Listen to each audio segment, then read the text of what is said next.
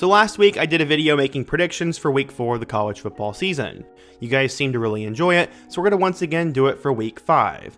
I'm going to pick and give a quick analysis of each and every big game this weekend and give you my thoughts and my ultimate prediction. I'm also going to put up a graphic of how I did last week in case you were curious, and it's probably pretty terrible to be honest, but again, the videos are supposed to be for fun and none of us are really experts.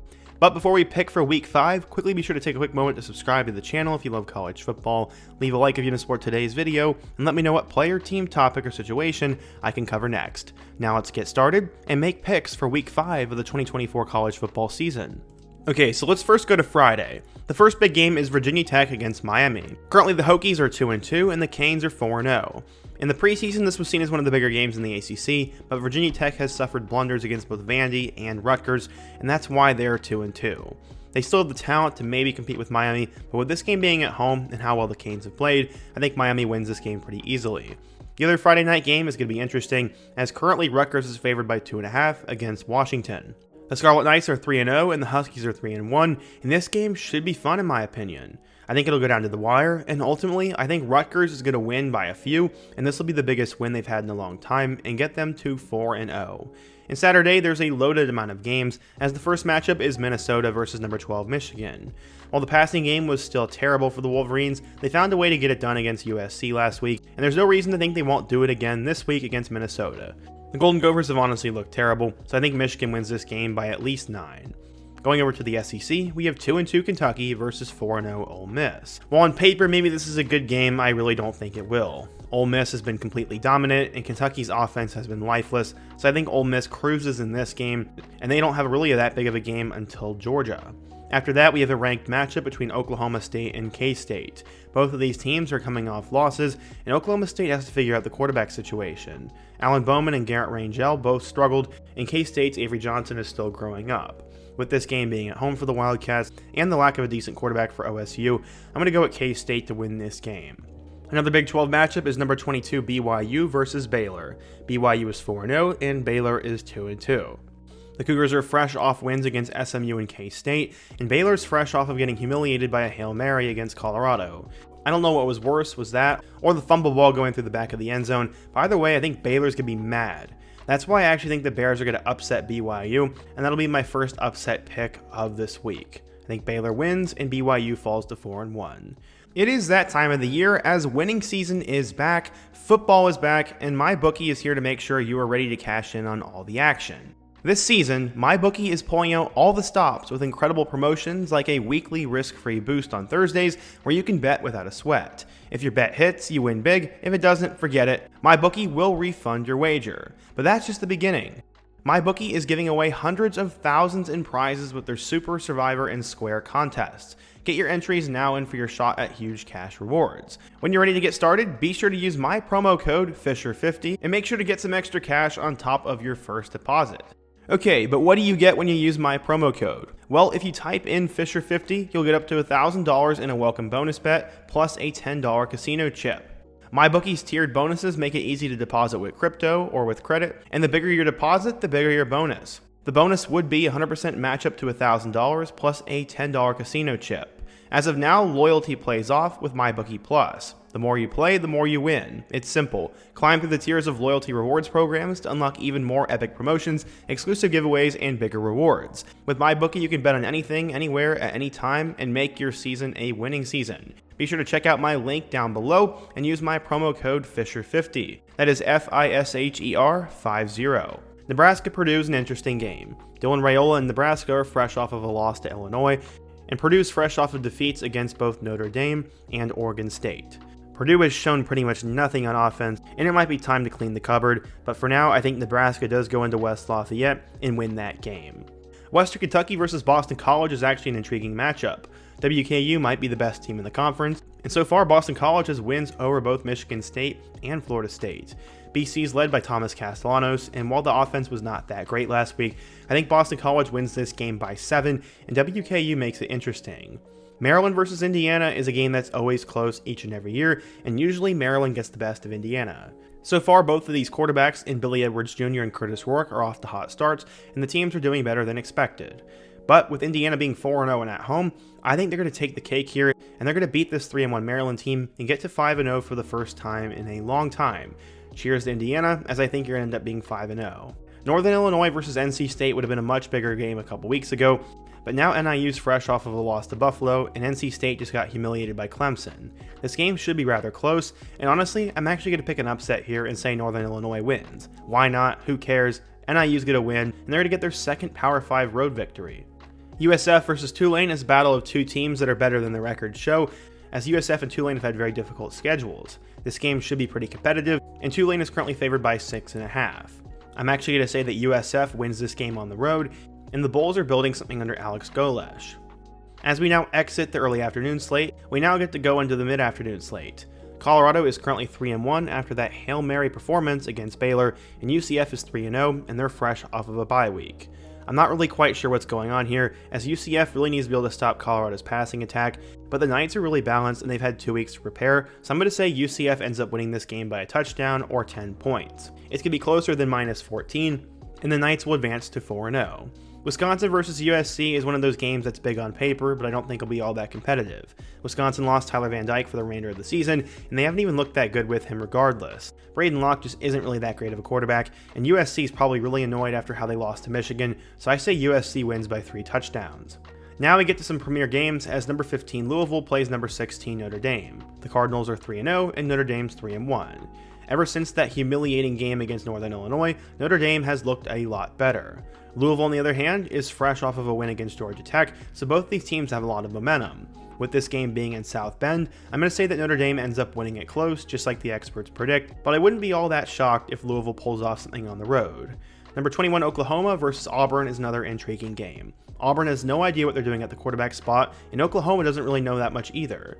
Both these teams have quarterback battles, as Hank Brown and Peyton Thorne are battling it out at Auburn, and now Michael Hawkins Jr. and Jackson Arnold are battling it out in Oklahoma. Oklahoma's defense looked alright against Tennessee, but the offense was just really struggling. I don't really care that Oklahoma is ranked in this one. I'm actually going to say that Auburn wins this game at home. Another fun game is going to be Arkansas versus Texas A&M. So far, Arkansas has been a surprise in the SEC, and they really could be 4-0 right now. Taylon Green looks awesome, and Andrew Armstrong's a great receiver, and A&M has been struggling. I'm really not sure why the Aggies are ranked, but Marcel Reed is a pretty solid quarterback, and despite the Aggies being favored here, I think Arkansas is the better team, and I think they're going to win this matchup. Liberty has played a terrible schedule so far, and App State got humiliated by Clemson. Both these teams feel pretty even in my eyes, but ultimately I'm actually going to pick App State to pull off the upset and get rid of this pesky Liberty team. Normally I actually really like the Flames, but their schedule is literally just so annoying and so terrible that they do not deserve to go undefeated this year. App State pulls off an upset, and I think it'll be a really fun matchup to watch. Another game that's going under the radar is Louisiana versus Wake Forest. Louisiana has looked solid this year, and Wake Forest has looked bad. They're in my opinion the worst team in the ACC, and currently they're projected to win by 3. While this game should be close, I think Wake Forest will end up pulling it out in the end. Fresno State versus UNLV is an early showdown in the Mountain West. The Bulldogs have done a tremendous job so far, and UNLV looks like the best Group of 5 team in the country, with 2 wins over Power 5 opponents. The Rebels are 3-0, and I think they will continue to 4-0. The team is led by Ricky White and Matthew Sluka at quarterback, and Barry Odom's Rebels are running towards the playoff, and I think they get to go to 4-0 after this matchup. Up next, we have a battle of teams that desperately need a win. Sonny Dykes embarrassed himself in the game against SMU, and they're now coming off back-to-back losses to the Mustangs and to UCF the week prior. Kansas, on the other hand, has blown 3 straight games in which they should have won, and both these teams desperately need a win. Honestly, I think KU is the better team, and they have more of a reason to be annoyed, so Kansas wins this game, I think, by 14 points. When North Carolina and Duke play in basketball, it is usually a big deal, and this year in football, it still kinda is. The Tar Heels are 3-1, and Duke is 4-0. Honestly, Duke hasn't really done that much, and North Carolina just got fleeced by James Madison, but the game should be close. I think Manny Diaz is a good coach, and that's why I think Duke is going to win this game. I don't know if North Carolina can stop anyone right now either. Going back over to the SEC, we have Mississippi State versus Texas. We have number 1 versus number 16 in the conference. Mississippi State lost the toilet bowl to Florida, and Texas won with their backup. I think Texas wins this game by a mile. As we now enter the evening slate, the first game we need to talk about is Ohio State at Michigan State. While some people might think there could be an upset brewing in East Lansing, I think Jonathan Smith and the Spartans are a little bit a ways from being able to pull that one off. Ohio State has looked dominant in the 3 cupcake games they've played, and Michigan State has struggled for the most part this year.